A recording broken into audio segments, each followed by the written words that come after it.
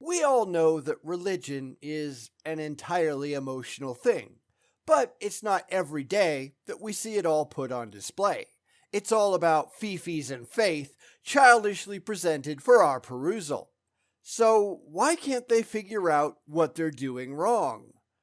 Because they just don't care. And what else is new?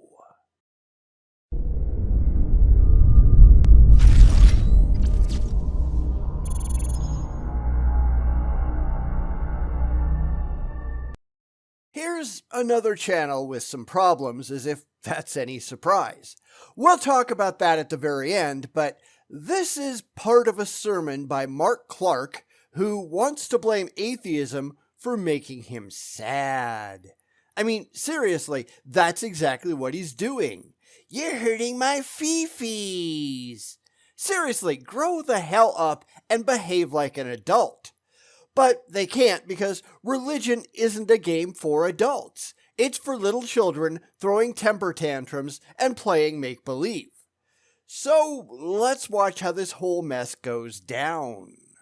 See, here's the problem with trying to answer our level of stress and anxiety and fear in life by technique. It's not by technique because there's a whole worldview that is hopeless and going nowhere that undergirds our whole culture. And as I've pointed out many times before, this is why worldviews are so utterly pointless. Worldviews are just overlays on reality through which you interpret what you see, often in a very emotionally comforting way. And I don't do that. I look at the universe as it actually seems to be without any overlay necessary. Most atheists that I know, they do the same thing. We don't care about the destination. We care about the ride. We care about following the evidence that we have to the best supported conclusion that we can. That's not how religion works, though. Religion starts with a conclusion that they really want to reach and then ignores absolutely everything that doesn't get them there. Evolution? Well, that's wrong because it doesn't get them to their emotionally comforting conclusion. The actual age of the universe? Well, that can't be true because fifis. Different religious groups ignore different things because they all have slightly different destinations. But atheists, by and large, don't. We don't care where we wind up, so long as it's best supported by the evidence that we have at hand. If that's what's taking away their joy, yeah, I don't know what to tell you. Atheism is not going to create peace in your life, right? Nor should it. That's where the religious are going completely wrong. They're looking for happiness. They don't actually care about truth. They just want to feel good. Now, I've been saying that for years with a lot of Christians saying, well, that's not true. Now, at least for this theist, we see that it absolutely is. And if you look at the comments on this video, most of them are atheists telling the wingnut that he's just wrong. Of course, the channel doesn't bother to respond to anybody. They never ever do because they can't actually defend themselves. This is just a way to spam religious nonsense on YouTube, but I guess that's hardly a surprise, is it? So let's see how embarrassing this can actually get, because I'm predicting we're going to get to some pretty high levels. We are just animals living by instinct. There's no morality, there's no purpose, there's no meaning. You die and that's it. We've been teaching that for about 150 years. No wonder everyone's stressed out. No more so than they ever were before. It's a lot more stressful to not know where your next meal is coming from, or if you're even going to be alive in the morning. I don't have any significant stress. I mean, I don't even have nightmares. I have nothing to fear. I don't really have any stress or worries, and being an atheist doesn't change that one bit. In fact, I see a lot more stress among the religious, even fear beaten into them by their religious beliefs, than I usually do from the non-religious. Sure, religion might give you a means of handling your stress by pretending it isn't real, by pretending there's an imaginary man in the sky that will take care of you, but that doesn't mean it goes away. The religious tend to be terrified most of the time. Me? I don't know. I just don't have a lot. Listen to Richard Dawkins. This is a great quote from Richard Dawkins, the very famous atheist. This is what he says in one of his books, Evolutionary Thinker. Some of you are exactly there and you're thinking, you don't believe in God yet, you're journeying. This is what he says. The total amount of suffering per year in the natural world is beyond all decent contemplation. During the minute that it takes me to compose this sentence, thousands of animals are being eaten alive. Others are running for their lives, whimpering with fear. Others are slowly being devoured from within by parasites. Thousands of all kinds are dying of starvation, thirst, and disease. In a universe of electrons and selfish genes, blind physical forces and genetic replication, some people are going to get hurt, other people are going to get lucky, and you won't find any rhyme or reason in any of it, nor any justice. The universe that we observe has precisely the properties that we should expect. If is, at the bottom, there is no design, no purpose, no evil, no good, nothing but pitiless indifference. And he's absolutely right, because that's the thing about the religious, generally speaking. They're after comfort. They don't give a damn about reality. They just want to be happy. The world that they live in isn't the world that actually exists. It's a fantasy in their heads that they really like. It's why they spend so much time living within their own fantasy world. That doesn't make the real world go away, though. They just want to hide from it. Whereas we accept and embrace it because you really have no choice in the end. It is what it is, not what you desperately wish it could be. And that's why idiots like Mark Clark here sound so insane. If there was an all-loving, all-powerful God that wanted to take care of everybody, you shouldn't expect to see what we see, yet we do. The world isn't a nice place, and we shouldn't expect it to be. It doesn't care about us. It has no means to care about us. We are just parts of the living world. In the U.S., about 1,700 people die of cancer every single day. How could an all-loving God permit that? Oh, right, he couldn't. But that's because there's no reason to think that an all-loving God exists, or any other kind of God at all. The rational accept it as it is and try to lessen the effects if we can. The religious, they stick their fingers in their ears and clench their eyes closed and pretend it isn't there. The devil gave me cancer. Stupid crap like that. Who is actually trying to make a difference? We are, the atheists, the people who don't have imaginary friends. Certainly not the religious who are just out there talking to themselves. It's us, because we're not afraid of the real world. That's them.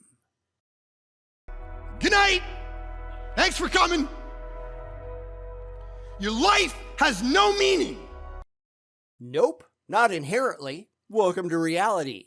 Whether you like that fact or not has absolutely no meaning. It is what it is. And the sooner you people grow the hell up and deal with the real world as it is, the better. But they can't do that, can they? They are immature children living in adult bodies, and it shows. If you want your life to have meaning, then you need to give meaning to it yourself. Come up with your own purpose. Do something besides sitting on the floor, rocking back and forth in a corner, muttering to yourself. Because that's really all these people are doing. Sad, huh? There is no evil. There is no good. There is no justice to be done to your friend that got raped, killed, whatever disease, whatever problems you have. Don't you get it? The universe has a pitiless indifference to anything. And the universe has no capacity to care about anyone or anything, at least so far as we can tell. So what? Because it doesn't matter how that fact makes you feel. It remains a fact nonetheless. That's how adults think, which is why these people aren't adults. It's why they just make up immature stories to tell each other to make them feel better about their situation. It's sure a lot easier than getting off your ass and working to make things better. Because they don't care about that. They think they're going to some magical happy land when they die. They waste the only life that we know that we have in favor of something that they have no evidence at all is real. Why? Because they're stupid. There's no meaning. No wonder we're stressed. We've even taken away the myth-level existence that we used to have, where we were part of something. Well, he got close there for a second, although I'm sure he'll run away from that as soon as he can. These are myths. They are comforting stories that people tell themselves so they feel better about the reality that they live in. That doesn't make any of it true. There comes a time when people just have to grow the hell up and deal with the real world, and the religious just can't handle that. They'd rather keep telling each other comforting stories that have absolutely no basis in fact, just because they're terrified to live in the real world. These are people to be pitied, not revered. These are morons. And haven't you had just about enough of morons? Because I know I sure have. We were part of an adventure. We were part of doing something meaningful with our life, that even if life handed us a bad hand, we still had some transcendent purpose to fight for, some meaning to frame our life within. And you just made it all up. That's the problem with religion, one of many.